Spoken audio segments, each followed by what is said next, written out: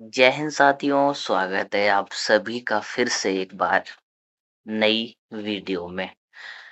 तो वीडियो में आगे बढ़ने से पहले मैं आपको बता दूं, अगर आपने अभी तक चैनल को सब्सक्राइब नहीं किया है तो जल्दी से आप सब्सक्राइब कर लीजिए और बेल नोटिफिकेशन को ऑल नोटिफिकेशन पे कर लीजिए सिलेक्ट, ताकि नई वीडियो की नोटिफिकेशन आप तक सबसे पहले पहुंच सके और आप फर्स्ट व्यूअर बन सके, क्योंकि बहुत ही ज़्यादा इन्फॉर्मेटिव वीडियोस हम यहाँ पे लेके आते हैं। तो आप हमारे चैनल के मेंबर बन सकते हैं चैनल को सब्सक्राइब करके। चलिए वीडियो को शुरू करते हैं। तो मेन चीज़ यहाँ पे ये है, देखो बहुत सारे एस्पिरेंट्स ऐसे होंगे जो हो सकता है कि आईएएस की तैयारी कर रहे हों या फिर हो सकता है जज बनने की तैयारी कर रहे हों।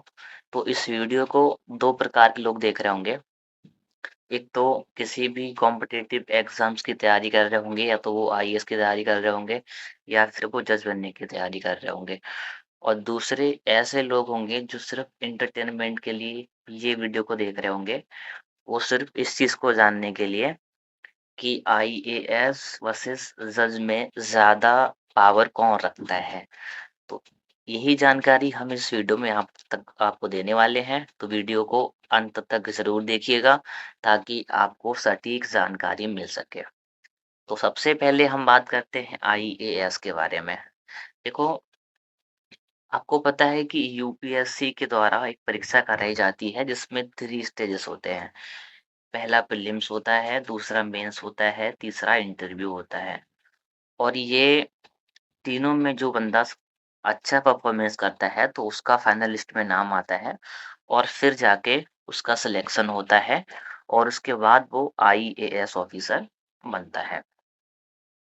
और भारत की सबसे प्रतिष्ठित सेवाओं में से एक है आईएएस, जिसे इंडियन एडमिनिस्ट्रेटिव सर्विस भी कहते हैं, भारतीय प्रशासनिक सेवा भी कहते हैं। तो भारत की सबसे टॉप यानी कि ए ग्रेड की ये जॉब होती है। और पावर की बात करें तो इसमें क्या होता है कि सबसे जो हाईएस्ट रैंक होती है, वो होती है कैबिनेट सेक्रेटरी की, जिसके पास बहुत ही ज़्यादा पावर होती है। अगर डिस्ट्रिक्ट लेवल पे बात करें तो सबसे बड़ा अधिकारी जो आईएएस के द्वारा बनाया जाता है, वो होता है डिस्ट्रिक्ट मजिस्ट्रेट। और अगर एक मंडल के ऊपर बात करें तो वो होता है कमिश्नर। एक कमिश्नर जो होता है वो एक आईएएस अधिकारी होता है जो लगभग जितने मंडल में, जैसे आपका मंडल होगा तो हो सकता है उसमें 4 जिले हों या 5 जिले हों। तो बेसिकली क्या होता है कि जितना जो मंडल होता है उसमें जनरली 4 जिले होते हैं और हर जिले का एक अधिकारी होता है डिस्ट्रिक्ट मजिस्ट्रेट, जिसे आप लोग डीएम के नाम से भी जानते हैं। तो जिले का सबसे बड़ा अधिकारी होता है डीएम और मंडल का सबसे बड़ा अधिकारी होता है कमिश्नर, जो कि एक आईएएस ऑफिसर होता है।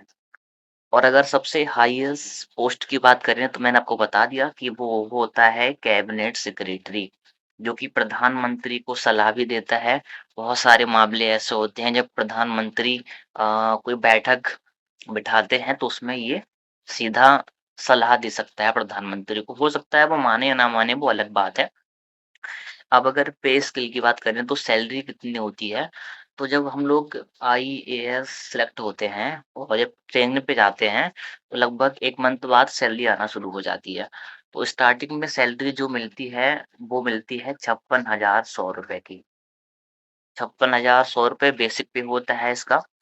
ये आपको मिलना ही मिलना है। उसमें आपको एक बंगला दिया जाता है जो कि 5 एकड़ का होता है और जो गाड़ियाँ मिलती हैं वो भी गवर्नमेंट के द्वारा आपको दी जाती हैं।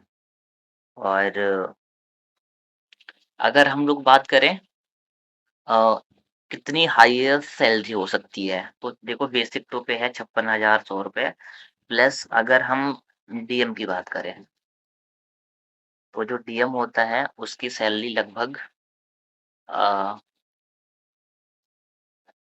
2 लाख रुपए से 2,25,000 रुपए तक हो सकती है, जो कि एक आईएएस अधिकारी की हाईएस्ट सैलरी होती है। अब अगर हम बात करें जज के बारे में, तो जज का भी एग्ज़ाम निकालना पड़ता है, प्लस कुछ लोग ऐसे होते हैं जो एग्ज़ाम निकाल के बनते हैं, कुछ ऐसा होता है कि प्रैक्टिस के तौर पे जज बन जाते हैं। तो देखो अगर आप डीएम बनना चाहते हैं तो आईएएस सिलेक्ट होने के बाद यूपीएससी के द्वारा आप 4 से 5 साल में मैक्सिमम 6 साल में आप डीएम बन जाते हैं। लेकिन अगर आपको एक डिस्ट्रिक्ट कोर्ट का जज भी बनना है, तो मैक्सिमम आपकी जो उम्र है वो लगभग 30 साल आपको लग जाती है, क्योंकि आप प्रैक्टिस करेंगे उसके बाद ही आप जज बनेंगे। तो ये यहाँ पे हो गया। अब देखो अगर हम इनके पावर की बात करें, तो आईएएस और जज बेसिकली देखो ये है जज के पास ज़्यादा पावर होती है, ना कि आईएएस के पास। अब वो कैसे? देखो ऐसे जज मान लो कोई जो आईएएस अधिकारी का कार्य होता है, वो आपको पता है कि हमारी संसद के 3 अंग हैं। एक नियम बनाता है और एक नियम लागू करता है और जो तीसरा है जुडिशरी वो नियम्स का रिव्यू करता है कि सरकार के द्वारा बनाया गया नियम सही है या फिर नहीं। तो कोई ऐसा नियम जो गवर्नमेंट ने बनाया हो, तो आईएएस अधिकारी का जो काम होता है वो उस नियम को लागू करना होता है।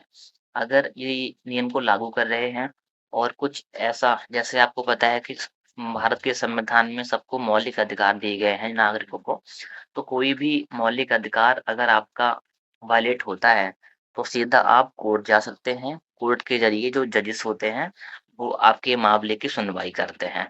सुनवाई करने के बाद अगर आईएएस के द्वारा कोई मिस्टेक पाई जाती है, तो ये सीधा इनसे पूछताछ करने के लिए इन्हें कोर्ट बुला सकते हैं।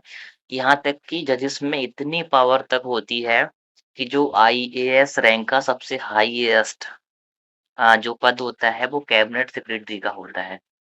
अगर उसके द्वारा कोई गलत एक्टिविटी में इन्वॉल्व पाया जाता है तो उसे ये कोर्ट में बुला सकते हैं, प्लस उससे सज़ा भी दे सकते हैं। जी हाँ, आप सही सुन पा रहे हैं।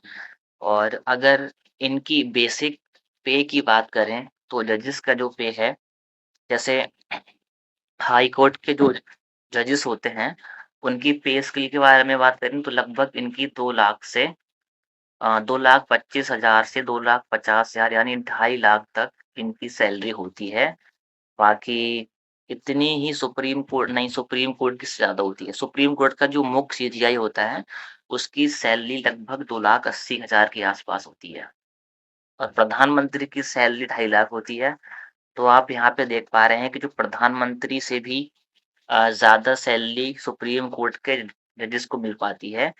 यहाँ तक कि अगर पावर के बारे में बात करी जाए तो एक डिस्ट्रिक्ट लेवल का जज भी एक आईएएस अधिकारी को पूछताछ करने के लिए कोर्ट में बुला सकता है। और एक चीज़ और, अगर आपके मौलिक अधिकारों का हनन हो रहा है तो आप आर्टिकल 32 के तहत सुप्रीम कोर्ट जा सकते हैं और आर्टिकल 226 के तहत आप हाई कोर्ट जा सकते हैं। दोनों के जज आपके मामले को रिव्यू करेंगे। अगर सरकार दोषी पाई जाती है या कोई आईएएस अधिकारी दोषी पाया जाता है, तो ये लोग उसे कोर्ट में पूछताछ के लिए बुला सकते हैं और उन्हें सज़ा भी दे सकते हैं। एग्ज़म्पशन यहाँ पे ये है, एक राज्यपाल हो गया और एक राष्ट्रपति हो गया। उनको उनको ये सलाह नहीं दे उनको ये सज़ा नहीं दे सकते, कब तक? जब तक वो अपने पद पर हैं।